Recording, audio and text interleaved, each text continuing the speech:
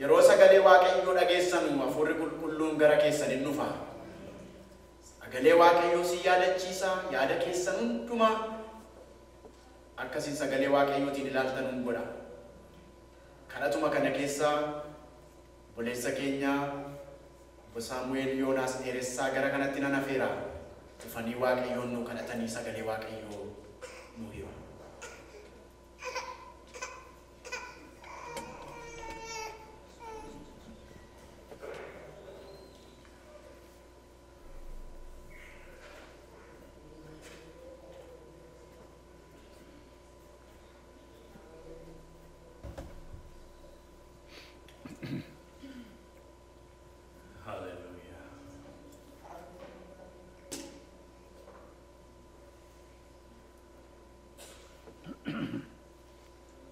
Ya waaqayyo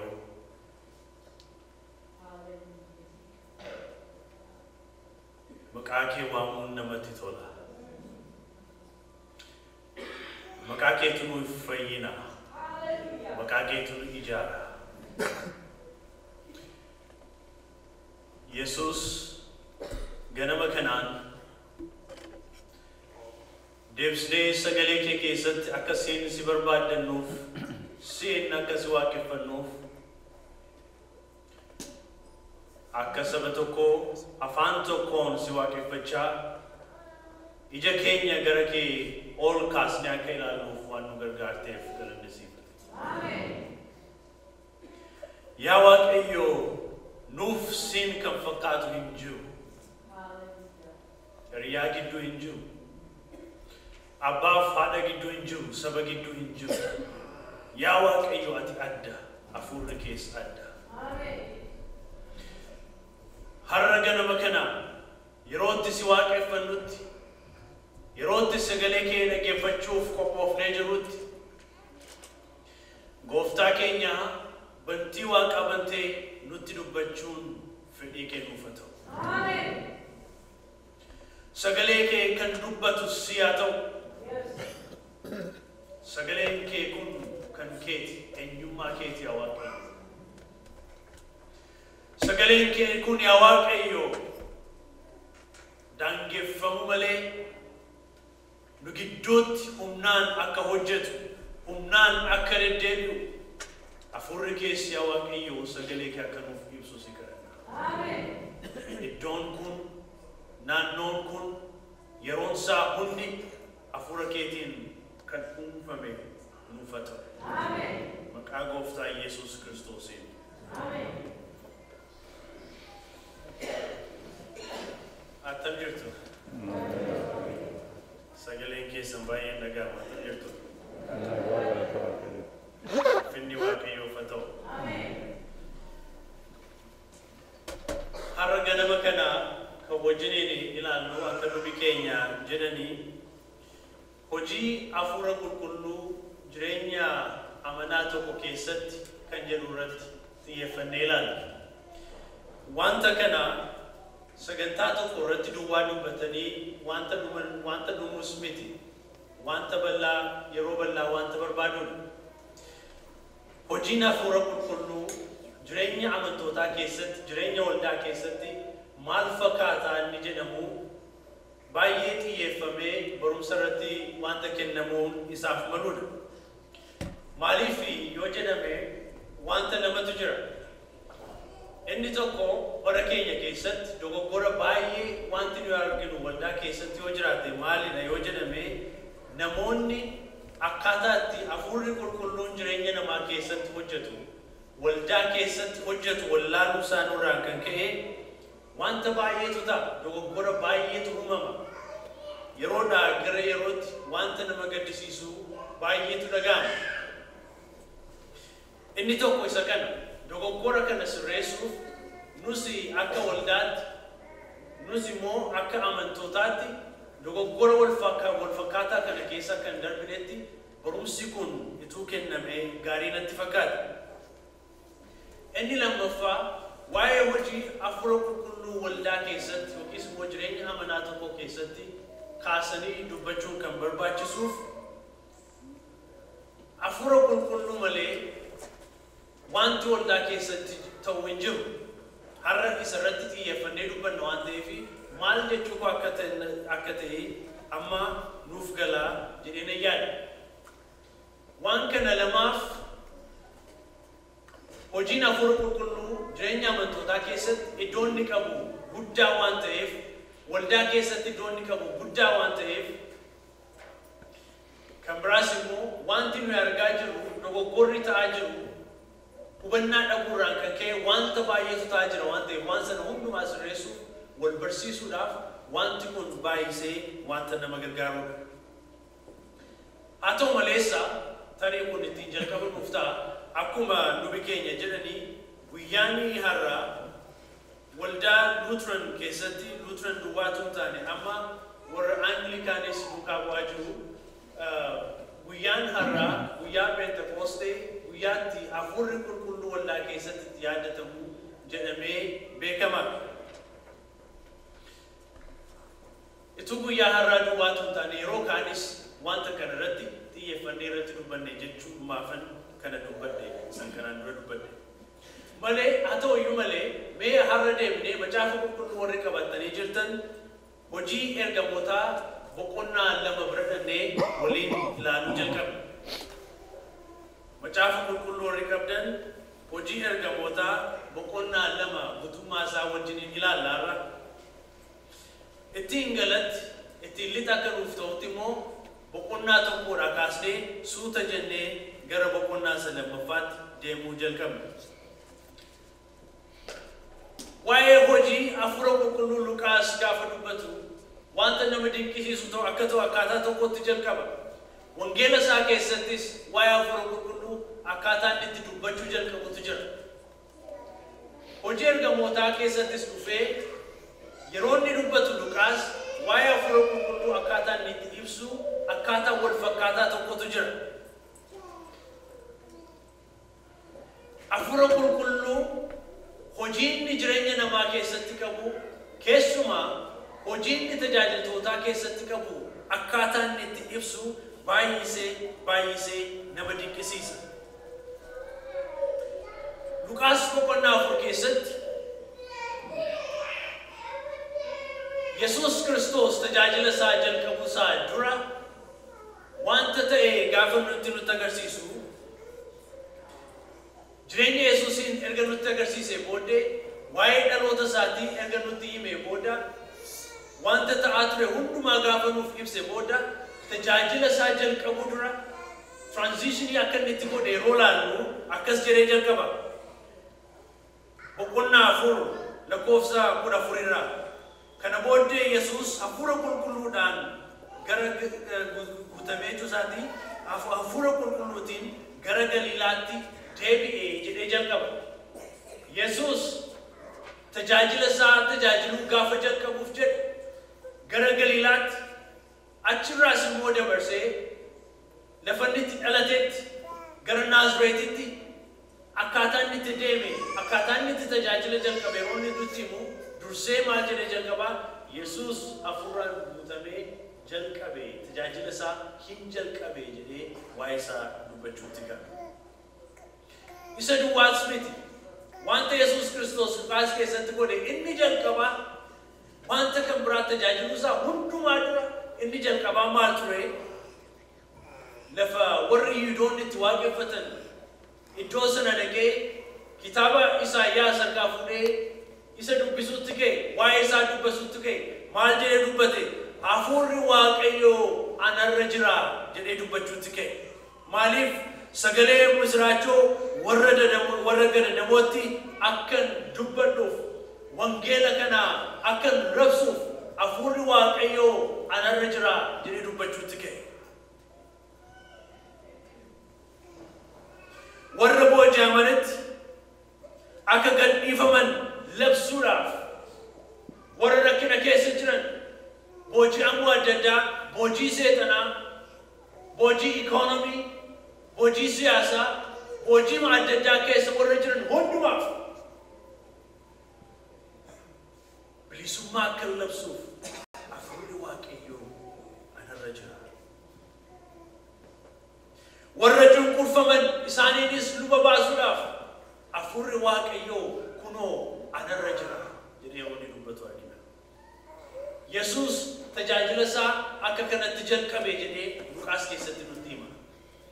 Luqaa jechuun Luqaas akka kanatti jalqaba. Isa booddee waa'ee tajaajila Gooftaa Yesuus Kiristoos tokko lama sadiidha jedhee dubbachuutti ka'a. Yesuus jireenya isaa keessatti kanatu ta'e.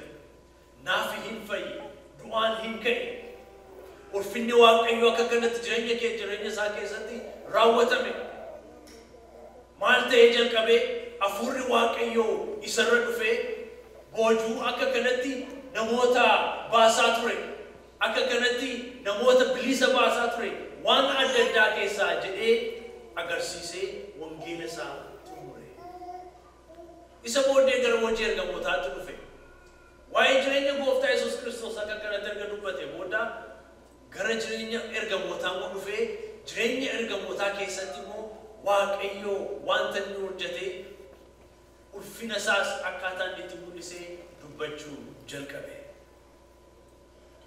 Hojii ergamootaa boqonnaa tokko irratti isuma jalqabu akkas jedhee jalqaba. Yesuus jedha lakkoofsa 3 boqonnaa tokko. Du'a isaa booddee immoo jiraata akka ta'e deddeebi'ee karaa hin mamsiifneen isaanitti of mul'ise. Guyyaa 40 akka isa argan godhe jedhee jalqaba. Guyyaa 40 isaan wajjin ture. Luqaas maal jedhee fide wangeela isaa yeroo inni fitu Yesuus akka kanatti du'e akka kanatti immoo du'aa ka'e jedhee wanta hunduma isaa agarsiise booddee waa'ee hojii ergamootaa gaafa jalqabu immoo maal jedhee jalqaba? Ilaa guyyaa 40 du'aa ka'uu isaa booddee isaan wajjin ture jedhee nutti agarsiisee jalqaba.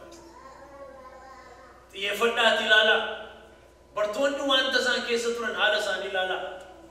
Haalli isaan keessa turan salphaa hin turre. Gooftaadha jedhanii inni isaan duukaa bu'an kun bilisa nu baasa jedhanii inni isaan duukaa bu'an kun yeroo inni itti fannifamu iji isaanii yeroo inni itti arge yeroo inni itti reebamu yeroo inni itti akka waan tokko illee gochuu dadhabee calluma jedhee dabarfamee kennamu iji isaanii wanta argaa ture. Wanta keessa darban irraan kan ka'e salphinatti lakkaa'anii wanta keessa jiran kaan balbala isaanii cufatanii kaan immoo karaa Emaa'oos deemuu jalqabanii kaan immoo Gooftaa Yesuusis du'aa ka'ee kunoo ani isin gidduutti jira yeroo jedhu namoota akka Toomaas fa'a lakkii yoo qaqqabee ilaale malee wanta akkasii nama amansiisu yeroo itti jedhetti waan akkasii keessa turan naannoon isaanii rakkisaa ture.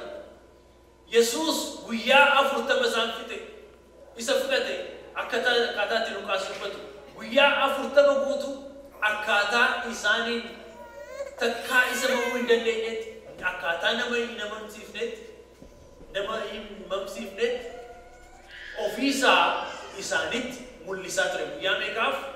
Guyyaa 40 jedhee jalqaba. Isa booddee guyyaa isaatu ga'e.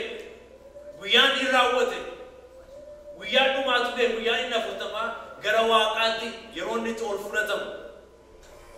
Isa booddee wanta baay'ee barbaachisaa ta'e amma har'aatti jireenya waldaa keessatti jireenya tajaajiltootaa hundumaa keessatti jireenya keenya keessatti wanta baay'ee barbaachisaa ta'e tokko isaanitti dubbachuu jalqabe. Yeroo saasa dhumaati.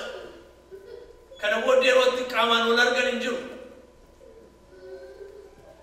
Yeroo akkasitti wanta baay'ee barbaachisaa ta'e isa dhumaasa isaanitti himuu jalqabe. Guyyaa 40 isaanitti of mul'isee waa'ee mootummaa Waaqayyoo isaan barsiisaa ture isa dhumaatti yeroo isa gaariin isaa ga'utti jireenya isaanii keessatti wanta baay'ee barbaachisaa isa ta'e tokko isaanitti dubbachuu jalqabe jedha Luqaas.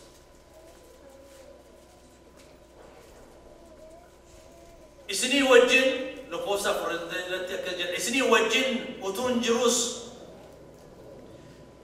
abdii abbaan koo isiniif kenne isa ani isinitti hime sanaa eeggadhaa malee Yerusaalemii hin bayinaa jedhee isaanitti dubbate jedha. Isa kana inni wanti barbaachisaa inni guddaa abdiin isiniif kenne yaadadhaa. Abdiin isinitti dubbadhe sana yaadadhaa. Amma waan baay'ee bartaniitu. Waa'ee mootummaa Waaqayyoo gaariitti dhaggeeffataniitu. Ana duukaa turtan. Waa'ee barachuu duwwaa miti. Waa'ee dhaggeeffachuu duwwaa miti. Jireenya godhatanii argitaniitu. Anaa namoota fayyisuu. Jireenya koo keessatti wanta Waaqayyoon hojjetu, Waaqayyoon hojjechaa ture hundumaa argataniitu. Du'uu koos immoo argitaniitu. Dhugaa baatuu kooti. Du'aa moo'ees ka'uu koo immoo kunoo argaa jirtu. Kun hundumtuu ta'eera. Biyya lafaarraa akka keessan, akka 12 keessan amma kan na beekuyyuu hin jiru. Haa ta'u iyyuu malee abdii sana amma argatanitti utuma beekaa taatanii jirtanii keessan bayinaa. Yerusaalem keessaa hin bayinaa. Maaliif amma abdii sana argatanitti abdiin sun maali? Abdii hafuura qulqulluu. Abdii jireenyi namaa hafuura qulqulluurraan kan ka'e jijjiiramu. Abdii hafuura qulqulluun guutamanii isa Waaqayyoo tajaajilu.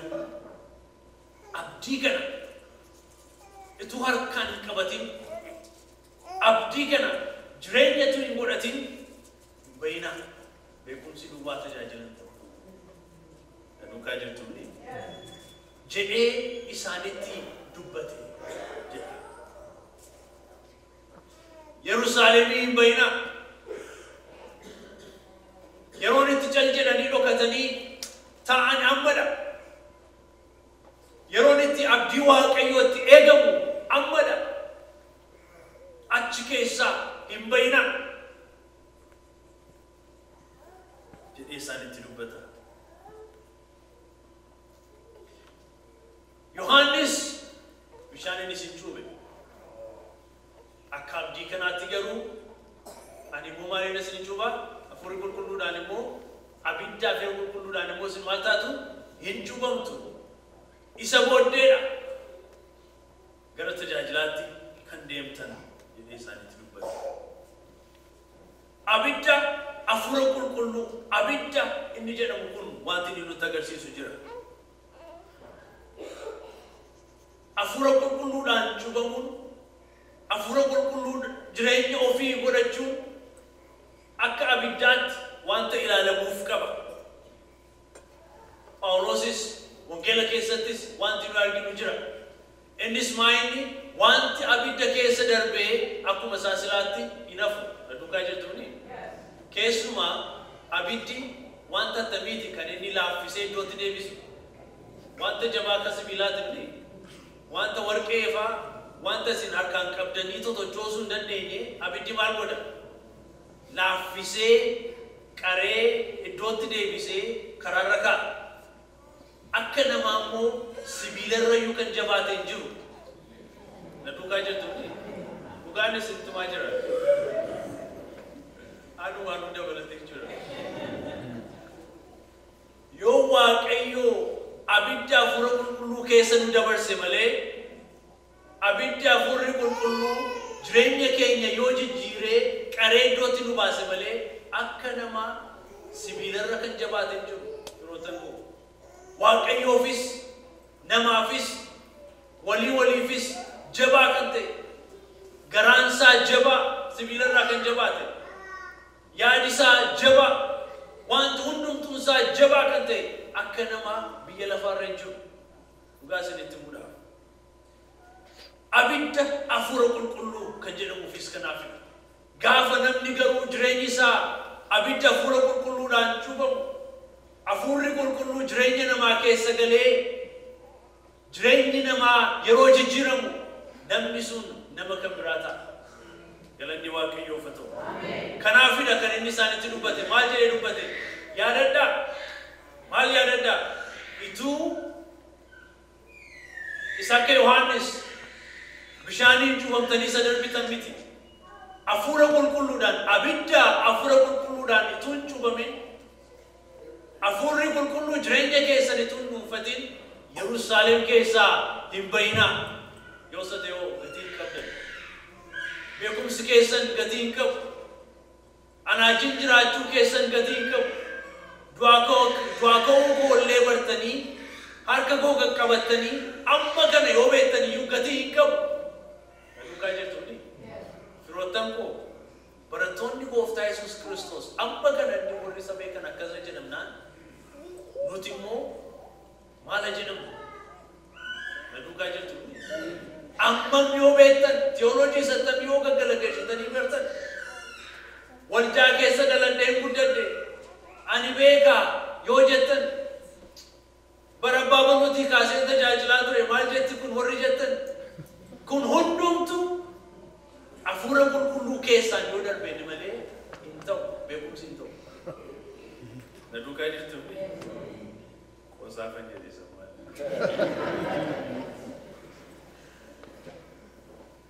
Nama akkas jedhutti jira jechuudha. Hafuurri qulqulluu yoo jireenya keessan argate malee Yerusaalem keessaa hin bayinaa hin jechaa jira.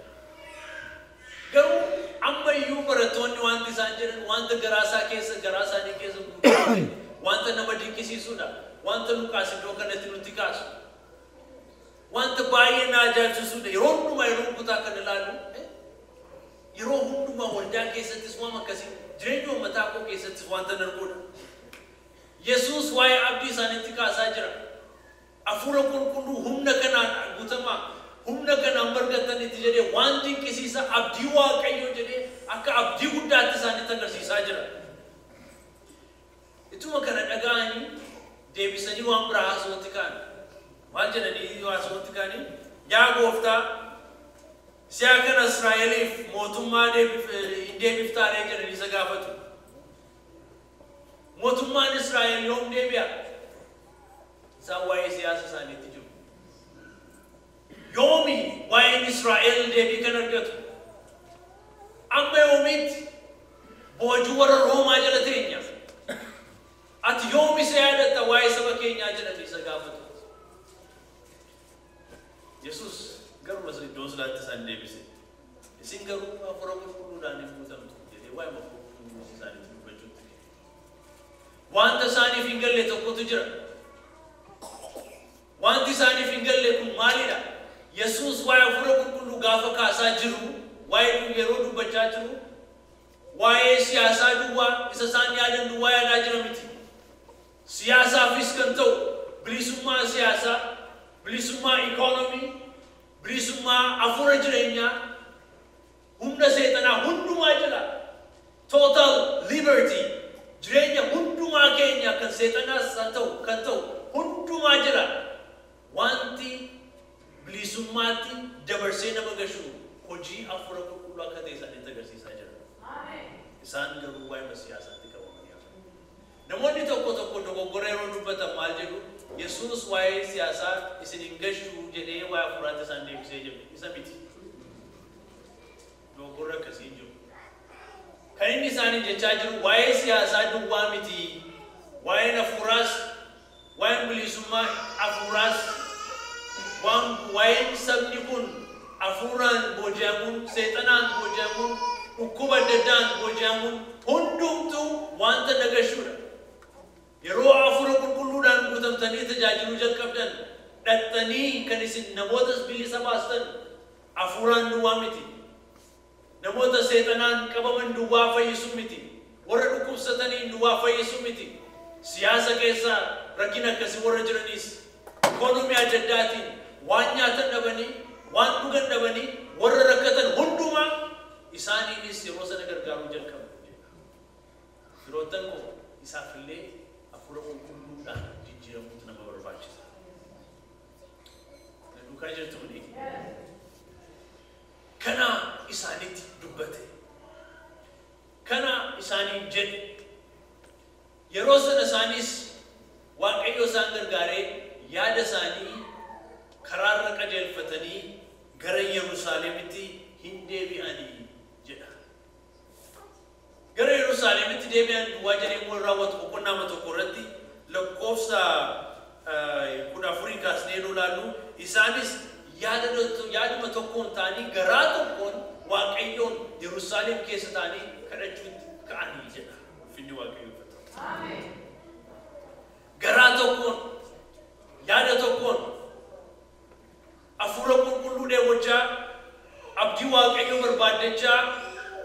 Yesuusin abdiisa isa isaanis ni kenne yaadachaa Yerusaalemitti kadhachuu jalqabanii jira. Waa'ee kadhannaa isaanii immoo gaafa kaasu boqonnaan lammaffaa yeroo inni dubbatu yeroo dubbachuu jalqabu wanta baay'ee nama dinqisiisu tokkotu jira. Kan na dinqisiisutu amma har'aatti torbanuma lamaan sadan kana yeroo man sagalee asitti fiduudhaaf yeroo qophaa'aa ture wanti naa galee amma kana yeroo dubbisu akkuma kana irratti wanta dura darbaa ture wanti na dinqisiisu tokko ture. Innis maayini yeroo isaan itti kadhachaa turanidha.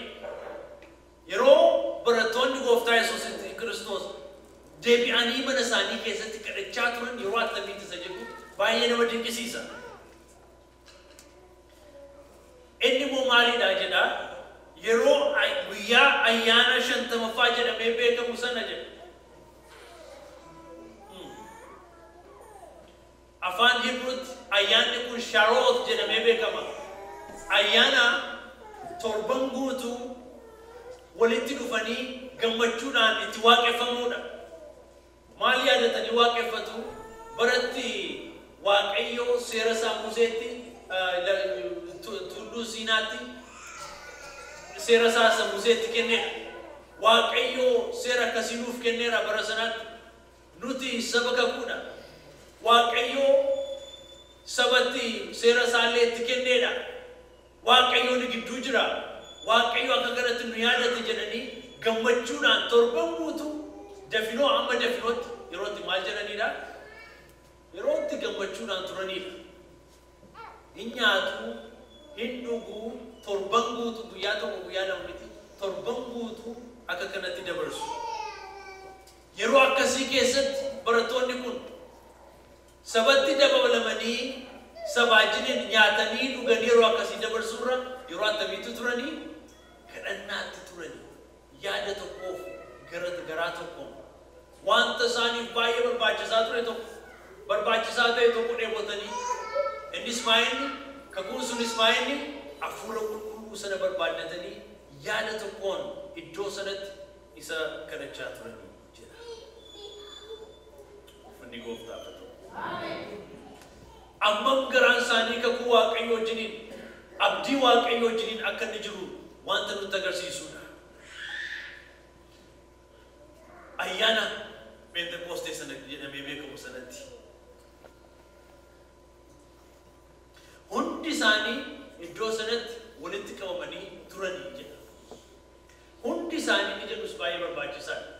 Namni tokkollee ayyaanarra jira dhaqeen dhugaatii qabu kanneen deebi'aa yookiis immoo dhaqeen immoo wanta kana godha yeroo inni itti jedhee si jiru hundumti isaanii dheebuudhaan dheebuu maaliitiin? Dheebuu hafuura qulqulluutiin dheebuu Waaqayyoo abdii isaaniif kenne dheebotanii iddoo kanatti ta'anii Waaqayyoon hin kadhatu turanii jira. Dingatas akka tasaas maal ta'e?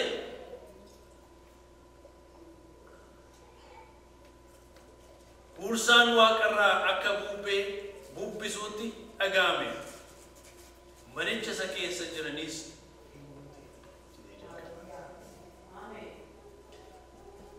akkaataa mannitti tokko lama jedhee ibsaa deemaa jiru meelaadha. Inni jalqabaa maaltu ta'e? Hin dhaga'an. Maal dhaga'an? Maal kan isaan dhaga'an? Waan akka bubbee bubbisu tokko dhaga'amni, qilleensa akkasii dhaga'amni. Isa booddee maal godhan? Hin argani. Maal argan?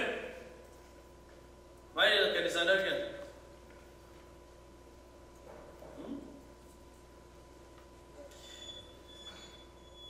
Dingatas huursaan Waaqarraa akka bubbee bubbisuutti dhaga'ame.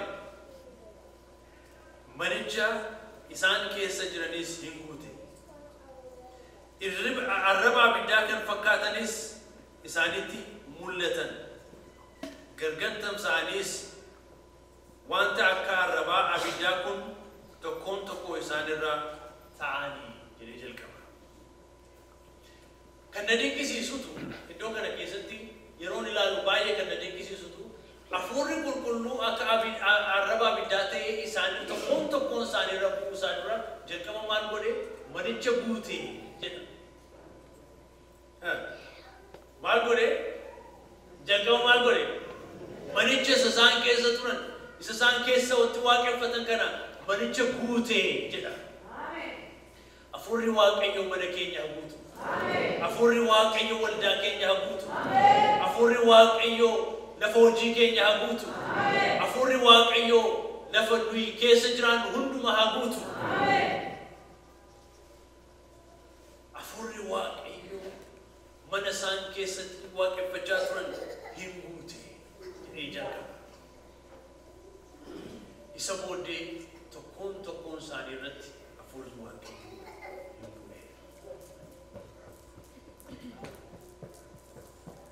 iddoo kanatu yeroo dubbisaa jiru waan tokkoon yaadadha. Innis maayini durii waldaa makaniisaa ijoollee ta'ee nan yaadadha. Jalqaba makonnin nagaraa abbaa wangeelaa makonnin nagaraa beekan keessan akkasiin yaadatanii beeku ijoollee ta'anii nagarra. Sanbata waan tokko godhu nuyi dirree marratu kubbaa taphachaa jiru. Ganam marba kaane akkasuma goona taphanneeti gara waldaatti deemna. Isaan ganam marba yeroo makaan yeroo dhumaa garuu mooraa makeessa ifachaa deemu kadhachaa deemu afurri qulqulluu guutii mooraa kana jedhanii kadhachaa dubbachaa deemu nuti qoosna. Na meedaa keenya sabuuta moo maal jechuu isaaniiti meedaatti kubbaatti taphatu.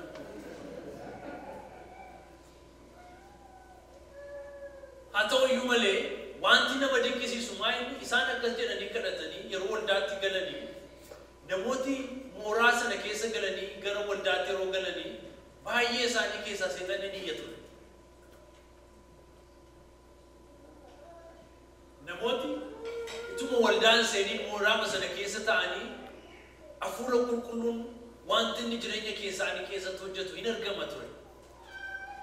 Ituma waldaan seenii ituma wangeela dhageen ituma faarfannaa dhageen baay'ee isaaniitu bilisa baatu. Shaakala isaanii sanan baay'ee yaadadha ijoollummaa kootti waan isaan sanbata ganama yeroo hundumaa godhan. Iddoo kana keessatti maal jedha hafuurri qulqulluus jalqaba mana isaan keessa turan hin guute jedhee jalqaba. Hafuurri qulqulluu mana keenya akka guutu kadhachuun amman barbaachisaadha firoottan koo. Si'a baay'ee waa'ee uummataa keenyaa yaadna yeroo waldaan dhufnu waaqayyo hafuurri keenya keessaa bu'u kan mataa keenya yaadna. Garuu ganamaan kaanee ganamaan dhufnee manuma keenya keessas teenyee hafuurri waaqayyo waldaa keenya keessaa akka guutu. Namni gara waldaa keenya yeroo dhufu humna hafuura qulqulluu arguu akka danda'u ituu nuyi waaqeffatin ituma nuyi sagalee waaqayyoon dhagaamin ituma nuyi haasaawwan biraa haasa'aa jirus wanti argamu hundumtu hafuurri qulqulluu iddoo kana guutee akka argamutti kadhachuu wanta guddaadha. Isa iddoo kanaa duwwaa miti firoottan koo mana nuti keessa jiraannu gaa'ila keenya keessatti ijoolleen keenya lafa isaanitti fiiganii taphatan mana keenya keessatti hafuura qulqulluu mana koo guuti kan mana koo keessatti argamu si duwwaa haa ta'u jedhanii kadhachuun waan salphaa miti firoottan koo. Ollaan gara mana keessan yeroo dhufu ijoolleen illee gaafa haasa'anii hafuurri qulqulluu naannoo sanatti akka isaanitti dhaga'amutti kadhachuun waan salphaa miti. Mana akkasii deemtanii shaakala akkasii qabaattanii beektu. Na duukaa jirtu ni. Hafuurri waaqayyoo lafatti hojjetu. Hafuurri waaqayyoo lafatti dhuunfatee jiru. Mana akkasii waaqayyoo nuuf haa godhu. Ameen. Dursee manicha dhuunfatee jedhee jalqaba. Isa booddee tokkoon isaaniirra arrabii abiddaa kun isaanitti mul'ate jedha. Isa kanarra dabarsee gara tokkoon isin ceesisuu barbaada. Isa booddee yeroo fudhannee amma tokko waa'ee kanaa irratti akka kadhachuu barbaada waan ta'eef baay'ee yeroo bal'aa kana caalaa hin fudhannu. Garuu wanta barbaachisaa tokko isinitti himuu barbaada. Wanta baay'ee barbaachisaa ta'e tokkoon isinitti himuu barbaada. Maal jedheen jalqabee wanta irratti dubbachuu barbaadu humna hafuura qulqulluu jireenya amanaa yookiis immoo jireenya amantootaa keessatti kan jedhu irratti dubbachuu barbaadaa jedhe. Afurri qulqulluu gaafa jireenya namaa guutu maal fakkaata? Namni afurri qulqulluudhaan guutameera jedhamu kun nama akkamiiti? Waldaa keessatti afurri qulqulluun hojjechaa jira waldaa godhuu keessatti yeroo jedhamu waldaa attamiiti? Maal argineeti? Waaqayyo iddoo kana jira kan jennu. Maal argineeti? Afurri Waaqayyo iddoo kana jira kan jennu. Boqonnaan lammaffaa hojiin ergamootaa kun kana gaariitti nutti agarsiisa. Macaafa qulqulluu yoo gaggalagashitan boqonnaa lammaffaarra waan argitan isuma kana agartu malee kanarra kan bal'ate kanarra kan xinnaate isin agartan duukaa bu'aadha. Lakkoofsa 42 isin keessa gaariitti qayyabadhaati na dhaggeeffadhaa. Lakkoofsa 42 warri barreeffachaa jirtan qabxii jaan dubbachuu fedhaa qabxii jaan kana gaariitti naa qabadhaa. Qabxii jaa wanta jaa kaay jalqabu maalin jedhe Yesuus maalitti jedhe afura qulqulluudhaan ittiin cuubamii maalin jedhinaa Yerusaalem keessaan bayinaa jedhe gaafa afura qulqulluudhaan cuubaman maal akka ta'an garuu wanta ni dubbate qabu jireenyuma isaanii keessatti agarra maaltu ta'e kan jedhu amma har'aatti wanta bu'uura nuuf ta'uu danda'udha. Yeroo waldaan afura qulqulluudhaan cuubamtu yeroo tajaajiltoonni afura qulqulluudhaan cuubamanii ba'an wanta sana keessa yeroo darban jireenya isaanii keessatti maaltu argama kan jedhu isinitti agarsiisuu barbaada. Wanta nuyi kaasnu si'a baay'ee maaltu jira namni afura qulqulluudhaan guutame biyya keessa yeroo ture wanta tokkotu ture. Nama afura qulqulluudhaan guutame maaliin adda baafama yeroo jedhamu nama afaan haaraatiin dubbatamu jedha. Kaan immoo namni afaan haaraatiin yoo dubbate malee hin fayyine jechuu jalqabanii turan bara sanatti. Asii dhagaaniiti warra akkas jedhantu as ture. Ameerikaan keessa warra akkas jedhanii barsiisantu ture. Waaqayyo isaan gargaaree isaan har'a yaada isaanii jijjiirrataniiru. Garuu bara sana warra biyya kana ta'anii akkas jedhan warri dhagaan ammayyuu yaada isaanii jijjiirranne biyya jiru. Dhugaa jirtu. Barsiisa waldaa tokko keessatti warri jalqaban warra baay'ee kaarismaatik ta'uu jalqaban biyya na turanii. Isaantu waan akkasii jalqabe namni fayyina yoo afaan haaraatiin hin dubbanne hin fayyine jechuudha jennee asii barsiisuu jalqabanii turan. Isaan immoo amma yaada isaanii waaqayyo isaan gargaaree jijjiirratanii jiru. Garuu afura qulqulluudhaan guutamuu jechuun yookiis immoo hojiin afura qulqulluu waldaa tokko keessatti maal fakkaata qabxii ja'a naa qabadhaa. Tokkoffaa akkas jedha jireenya isaanii keessatti wanta ta'e Luqaas nutti agarsiisa. Isaan afura qulqulluudhaan hin guutaman wanta janja'aan ta'u kanatu jireenya isaanii keessatti ta'e. Tokkoffaa maaltu ta'e? Barsiisa ergamootaatti sagalee waaqayyootti jabaatan. Luqaa jechuun beejedhaan Luqaa maalitti jabaatan? Sagalee waaqayyootti maal godhan? Hin jabaatan. Gaafa jireenyi keessan afura qulqulluudhaan guutamee jiru inni tokko kan inni ta'u kan ta'u sagalee waaqayyootti jabaachuudha. Luqaa jechuun waldaan afurri waaqayyoo keessaa hojjetu waldaa akkasiiti. Namni afurri waaqayyoo isa keessa guutee jiru yeroo hundumaa sagalee waaqayyoo dharraa yeroo hundumaa sagalee waaqayyoo barbaaddata. Waldaan akkas taati yeroo hundumaa sagalee waaqayyoo akka aannanii dharraati barachuu sagalee waaqayyoo wajjin jireenya isaanii walitti agarsiisu. Hin jabaatu turan maalitti sagalee waaqayyoo hin jabaatu turan. Tokkoffaa namni sagalee waaqayyootiin jabaatu namni afura qulqulluudhaan guutamee inni tokkoffaa sana. Inni lammataa immoo maalidha? Tokkummaa isaanii cimsatanii jedha. Tokkummaa isaanii maal godhanii?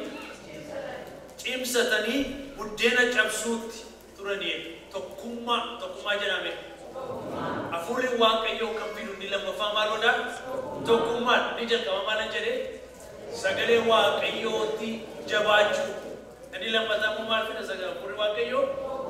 Tokkummaa fida. Tokkummaa jedhame. Egaa qayyabadhaan Luqaa jiraachuu taanaan tokkummaa kan cabsuudhaaf deemu hundumtuu afura waaqayyootiin deemaa jira. galagashoo isaa silaalaa deema. Waldaa cabsuudhaaf yaadaanis haa ta'u maaliinis haa ta'u kan ka'ee jiru hafuura biraatiin shakkaa.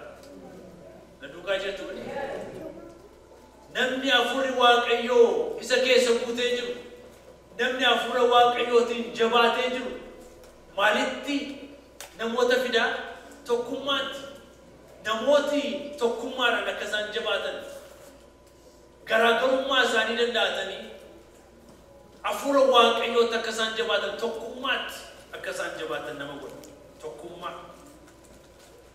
Inni ta'an inni sadaffaa immoo kadhataa godhachuuttis jedhame hafuurri Waaqayyoo inni sadaffaa wanta inni jireenya namaatiif nuus akkana kadhatatti jabaachuuttis sagalee Waaqayyoo tokkummaa kadhatatti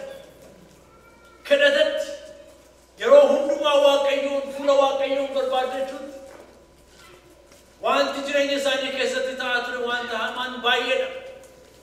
Wanti isaanii gadarsiisaa ture baay'eedha. Waan sana hundumaa keessa ta'anii namoota tamii turanii kadhatatti warra jabaatan maaliif yoo jettan deebiin hundumtuu fuula Waaqayyoo bira jira. Na duukaa jirtuuni hiriyaa bira jira miti. Wanti waldaadhaaf barbaachisu eessa jira yoo jettan fuula Waaqayyoo bira. Wanti maatii keessaniif barbaachisu eessa jira yoo jettan fuula Waaqayyoo bira. Wanti lafa hojii keessanitti isin gidirsiisaa jiruu fi deebiin eessa jira yoo jettan eessa jira?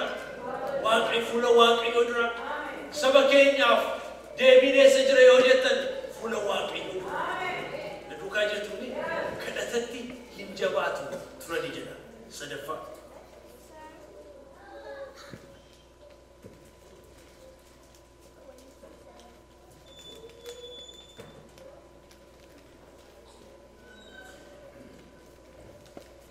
Arfaffaa buddeena cabsuutti jedhame.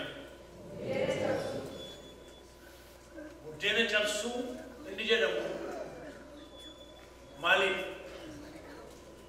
Buddeena cabsuu inni jedhamu innumti mataan isaayyuu waan baay'ee of keessaa qaba firoottan kun. Waa'ee buddeenaa gaafa kaasu namoota si'a baay'ee kan rakkinatti ta'e waan akkasii of gidduutti warra rakkatan ilaalanii namoota hundumaa jajjabeessanii wal duukaa wal danda'anii harkaaf harka ol qabatanii akka amantootaatti wal duukaa adeemuudha.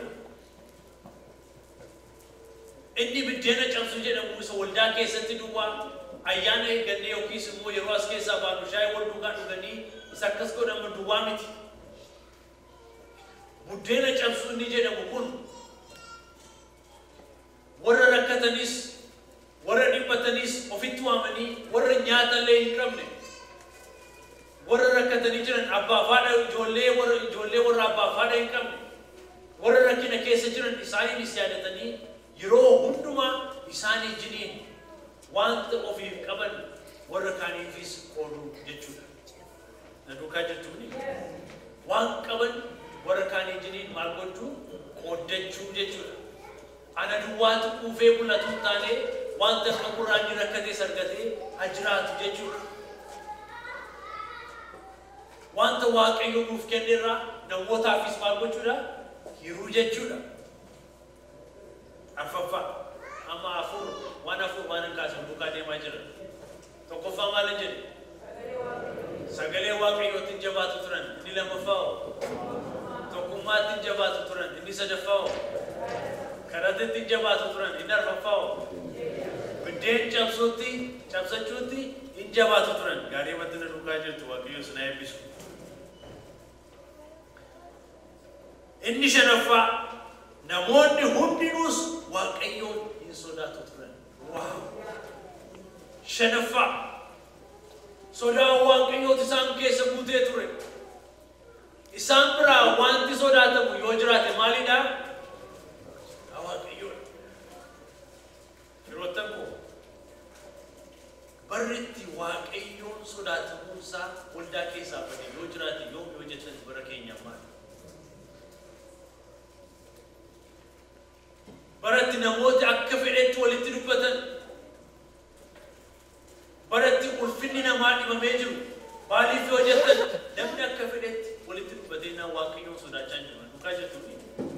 Akka halleetti waa'ee walii keessanii dubbachaa walitti dubbachaa jirtu taanaan isin gidduu isa jiru waaqayyoof ulfina kennaa jirtan jechuudha. Waaqayyoon sodaachaa jirtan jechuudha. Iddoo kanatti garuu gaafa jireenya isaanii hafuurri qulqulluu guutee jiru. Akkaataatti hafuurri qulqulluu isaan jijjiiree nutti agarsiisaa jiru tokko yeroo arginu maal jedhaa? Maaltu ta'e waaqayyoon sodaachuun isaan gidduutti maal ta'e hin argame jedha. Ulfinni waaqayyoof haa ta'u. Waaqayyoon sodaachuu shanaffaa. Isa ja'affaa jedhee ja'an isaan wal duukaa keessa deebinee gara kadhannaa keenyatti adeemna. Ja'affaa isa kana luboota keenya yeroo dhiyootti nutti himaa turan. Beeksisaan irraattis nutti himamaa ture. Araadaa isaanii fi araadaa jedhama.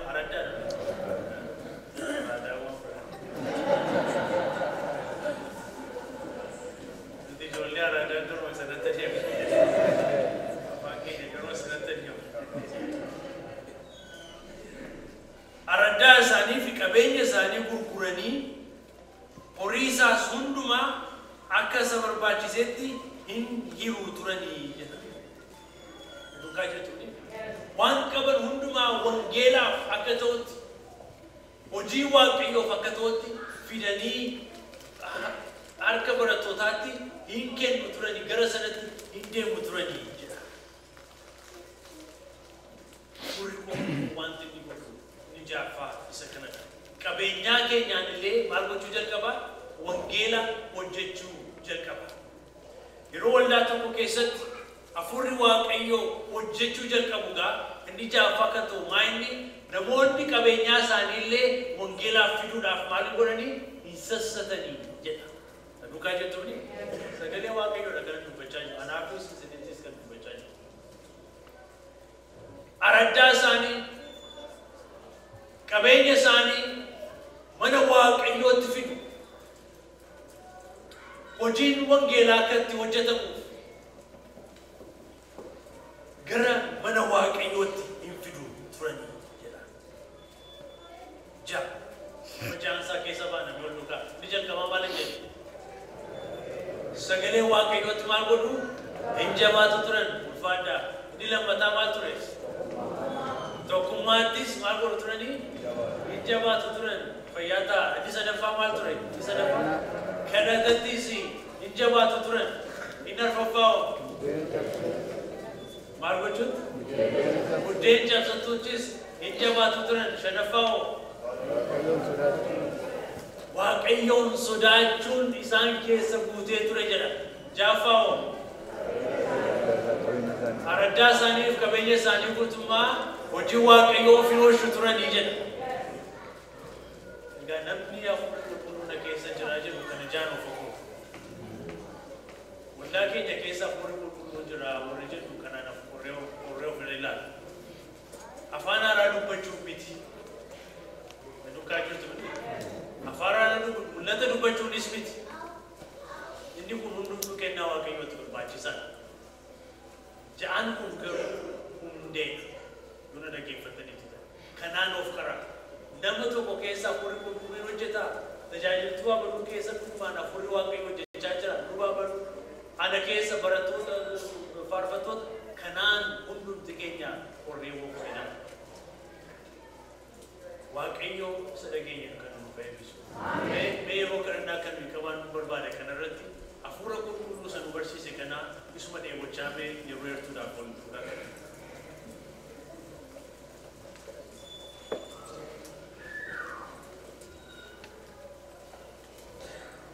Haramee akka addaatti akka nuyi kadhannu barbaada. Yeroo kanatti